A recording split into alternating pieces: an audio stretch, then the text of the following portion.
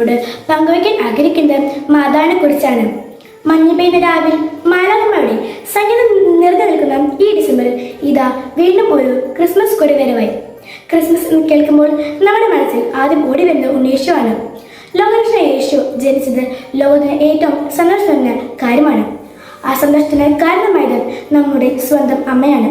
അതെ, നൂറ്റാണ്ടുകൾക്ക് മുമ്പ് നമ്മുടെ അമ്മയുടെ അരികിൽ വന്ന ഗർഭമാരായ പറഞ്ഞു, മറിയം, നീ ഗർഭം ധരിച്ചിരിക്കുന്നു, നീ ഒരു പുത്രനെ പ്രസവിക്കും, നീ അവന് യേശു എന്ന് പേരിടണം.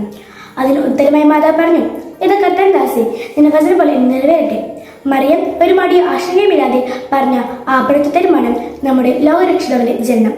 ഈ ക്രിസ്മസിൽ നമുക്ക് മറിയത്തിന്റെ സ്നേഹം, കരുണ, ആഴത്തുള്ള വിശ്വാസം എന്നിങ്ങനെ നമ്മുടെ ജീവിതത്തിൽ പ്രാവർത്തികമാക്കാമെന്ന് ഞാൻ ഓർമ്മിപ്പിക്കുന്നു. എല്ലാവർക്കും എൻ്റെ ഹൃദയം നിറഞ്ഞ ക്രിസ്മസ് ആശംസകൾ.